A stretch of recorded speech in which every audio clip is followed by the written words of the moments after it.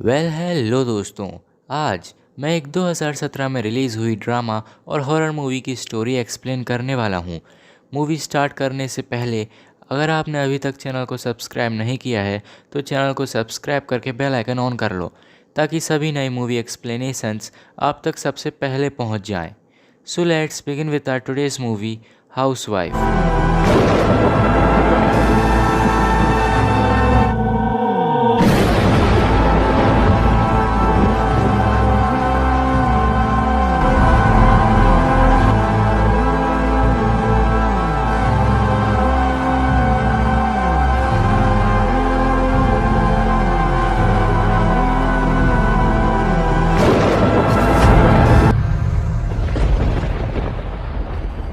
जैसे ही movie start होती है हमें एक ओल्ड वुमेन की पेंटिंग दिखाई जाती है जिसके सामने रॉनी नाम की एक औरत प्रे कर रही थी। उस ओल्ड वुमेन के गले में जो लॉकेट था वही लॉकेट रॉनी के गले में भी होता है। उसके बाद हम रॉनी की दो बेटियों को देखते हैं। उसकी बड़ी बेटी का नाम हेजल और छोटी बेटी का नाम हॉली होता है। वहीं हेजल हॉली को एक पेंटिंग बनाकर दिखाती है जो कि काफी डरावनी लग रही थी।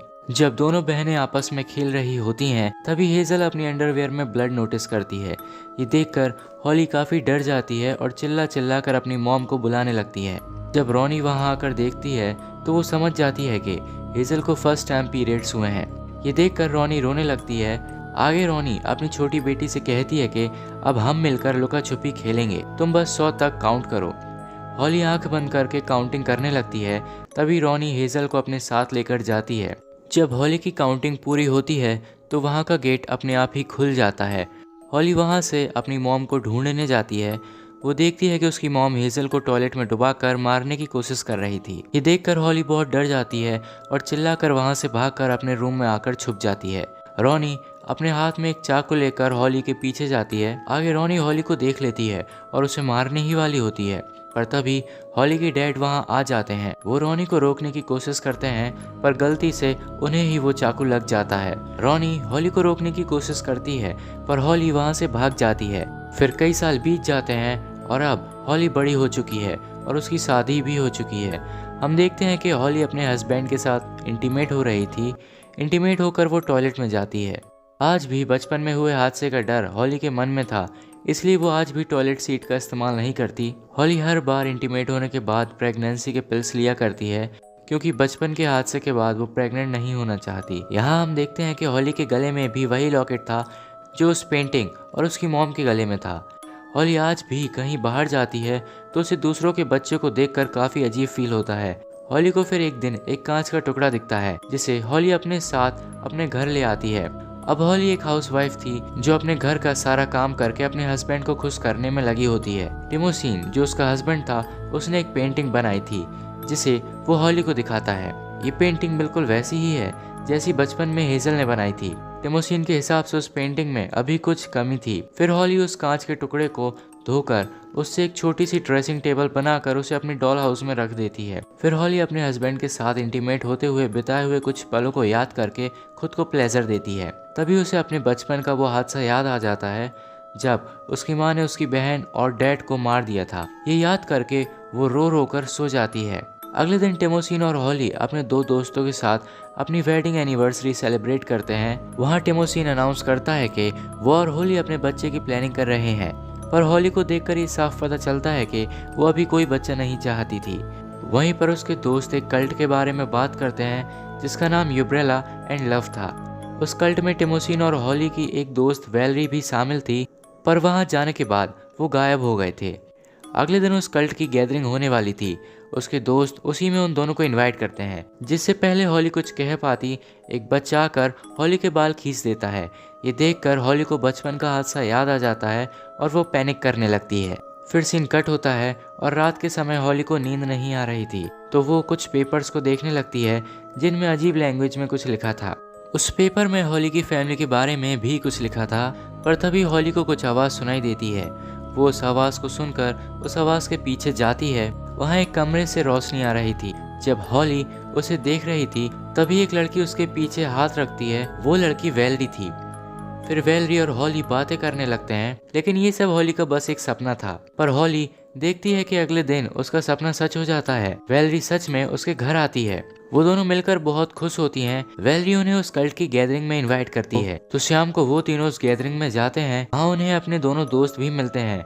फिर वहाँ हॉली टॉयलेट जाती है, वहाँ पर भी वो टॉयलेट सीट यूज नहीं करती। वहाँ टिमोसिन को एक आदमी मिलता है जो उस कल्ट में शामिल होने के लिए मार्कोस से आया था।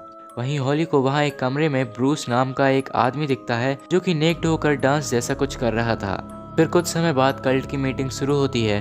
ब्रूस स्टेज पर आता है और वहाँ मौजूद सभी लोगों से कहता है कि वो सभी लोगों को सपने में देख सकता है और कल्ट के सभी मेंबर्स उनकी फैमिली है, वो विजिटर्स हैं और किसी को भी टच करके उसके मन की बातों को जान सकते हैं। उस हॉली के पास आता है, वो उसका हाथ पकड़कर उसके सर पर हाथ रखकर उसके मन में चल रही बातों को जान लेता है। हॉली भी खुद को एक टॉयलेट में बैठा महसूस करती है जहाँ पर टॉयलेट से ब्लड निकल रहा था। हॉली के गले में उस लॉकेट को देखकर ब्रूस एक लड़की से कहता है कि वो हमें मिल गई है।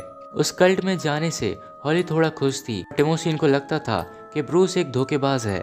हॉली टिमोसिन को बताती है कि पता नहीं ब्रूस ने क्या किया है, पर अब उसे पहले से बहुत अच्छा महसूस हो रहा है। वो टिमोसिन को ये भी बता देती है कि उसे पहले प्रेग्नेंट होने से डर लगता था, इसलिए वो पहले एंटी प्रेगनेंसी पिल्स लिया करती थी, पर अभी वो ठीक है और बच्चे के लिए भी तैयार है। ये जानकर टिमोसिन को बुरा लगता है। वो हॉली से कहता है कि उसकी जो भी परेशानी है वो उसे उसके साथ शेयर कर सकती है, वो सबके साथ नॉर्मल रहे। हॉली वैलेरी से पूछती है कि उसने ब्रूस के साथ क्या महसूस किया था, पर वैलेरी उसे सही से कुछ बताती नहीं है। तो हॉली गुस्से में कहती है कि वो 2 साल से कहाँ गायब थी और वो उसे अपने घर से लेकर हस्बैंड तक को लेकर सब कुछ बताती थी, पर वो उससे सब छुपा रही है। तभी हमें पता चलता है कि वो 3 पहले से ही सेक्स रिलेशन में थे। वैलेरी हॉली से कहती है कि वो बस उसकी मदद करना चाहती थी। ये सुनते ही हॉली वैलेरी को किस करने लगती है। टिमोसिन भी उन्हें ज्वाइन कर लेता है। फिर तीनों थ्रीसम करते हैं, पर इंटीमेट होते समय हॉली को वहाँ टिमोसिन की जगह ब्रूस नजर आता है। इसी बात से हॉली को रात में नींद नहीं आती, तो वो उठकर अपने रूम में जाती है। वहाँ उसे चादर के नीचे से रोशनी निकलती हुई नजर आती है, पर जब वो चेक करती है तो उसे वहाँ कुछ नजर नहीं आता। अचानक से उसे अपने बगल से कोई भागता हुआ महसूस होता है। वो भी उस चीज के पीछे भागती है। वो उसके पीछे घर के बाहर तक आ जाती है। वहाँ उसे कोई स्टोर रूम के अंदर जाते हुए नजर आता है, तो वो भी अंदर जाती है। वहाँ उसे खून से लथपथ औरत मिलती है जो हॉली से उसके लॉकेट ले लेती है। देखकर हॉली बहुत डर जाती है और चिल्लाते हुए बाहर आ जाती है। तब तक टिमोसिन और वैलेरी भी वहाँ पहुँच चुके थे।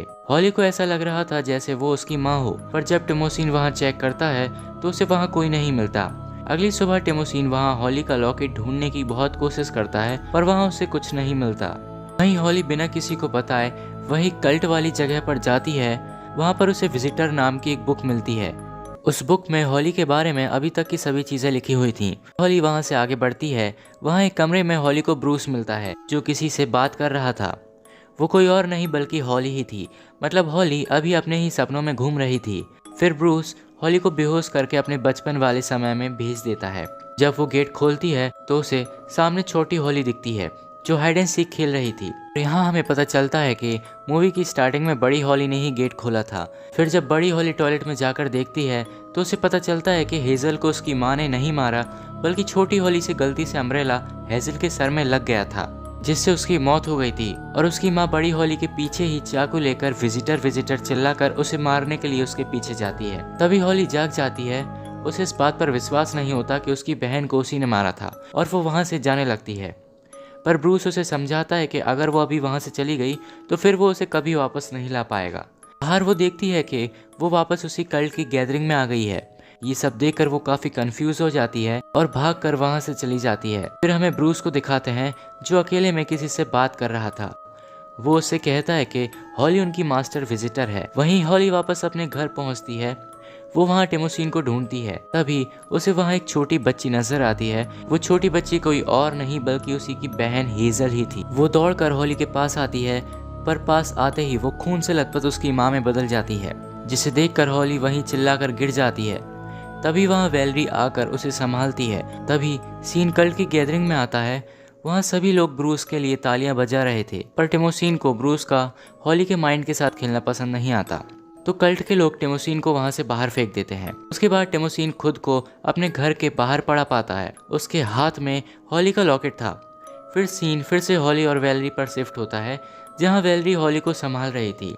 तभी ब्रूस वहाँ आकर उससे कहता है कि वो सपनों की दुनिया में खो गई है और सिर्फ वो ही उसकी वहाँ से निकलने में मदद कर सकता है। अब हॉली ब्रूस की सारी बात मान रही थी, पर तभी वहाँ टिमोसिन आ जाता है। ब्रूस उसे टच करके ही हिप्नोटाइज कर देता है। अब टिमोसिन वहाँ लाचार पड़ा हुआ था। फिर ब्रूस फिर से टिमोसिन को लॉकेट पहना देता है। तभी वहाँ पर बहुत सारे बच्चे आ जाते हैं। ब्रूस कहता है कि ये सभी विजिटर्स हैं। वैलेरी हॉली की हालत पर रो रही थी, तो ब्रूस वैलेरी को मार देता है। वहीं कल्ट गैदरिंग में भी वैलेरी मारी जाती है। मतलब सपने में कोई मरा तो वो असल दुनिया में भी मारा जाएगा। वैलेरी को मरते हुए देखकर भी कल्ट के सभी मेंबर्स ताली ही बजा रहे थे। वहीं ड्रीम में ब्रूस कहता है कि हम सभी इसी रात का इंतजार कर रहे थे। वहीं टॉयलेट से हेज़ल निकलकर हॉली के पास आती है। फिर दो बच्चे हॉली की माँ को भी पकड़ कर लाते हैं। ब्रूस हॉली के माँ के चेहरे की पूरी स्किन को निकाल देता है और अपने चेहरे पर लगा लेता है। ये देखकर हॉली बहुत जोर से चिल्ला रही थी। तभी वो सभी बच्चे हॉली के सभी कपड़े निकाल देते हैं। ब्रूस हॉली के अंदर उसका लॉकेट ढूंढता है और तभी हॉली प्रेग्नेंट हो जाती है। ब्रूस हॉली के अंदर से एक क्रिएचर जैसे चीज बाहर निकालता है। हॉली उस क्रिएचर को अपने बच्चे की तरह हाथ में लेती है। फिर हेज़ल प्यार से हॉली को छूती है और देखते ही देखते हेज़ल वो पेंटिंग वाली बूढ़ी औरत बन जाती है, जो कि हॉली की नानी थी। मतलब कि ये सब हर जनरेशन में चलता आ रहा था। हॉली उस बच्चे को कल्ट के लोगों को दिखाती है। उसी समय बारिश भी हो रही थी। कल्ट के लोग हॉली को अपनी रानी मान रहे थे। ब्रूस एक इंस्ट्रूमेंट बजाकर एक क्रिएचर को उस दुनिया में बुलाता है। उस क्रिएचर के लंबे लंबे टेंटिकल्स थे। फिर हॉली अपने बच्चे को उस क्रिएचर को दे देती है, बिल्कुल उस पेंटिंग की तरह जो टिमोसिन ने बनाई थी। और वहीं मूवी हॉली की एक क्रीपी स्माइल के साथ एंड हो जाती है। अब इस मूवी को ज़रा ठीक से समझते हैं। जब हॉली, वेलर और टिमोसिन कल्ट के गैदरिंग में गए थे, तब ब्रूस ने हॉली के मन को पढ़ने की कोशिश की थी। तभी से वो वहीं पर थे। वो सपने में फंसकर रह गए थे और हॉली की नानी ही उस कल्ट की क्वीन थी। पर उसकी मॉम नहीं चाहती थी कि उसकी बेटियां भी उस कल्ट के चक्कर में फंसे और उस क्रिएचर का बच्चा पैदा करें। इसीलिए उसका चेहरा निकालकर कल्ट ने उसे सज़ा दी थी और एंड में हॉली अपनी नानी की तरह ही उस कल्ट की रानी बन गई थी। आपको मूवी कैसी लगी हमें कमेंट करके ज़रूर बताएं। Thanks for watching.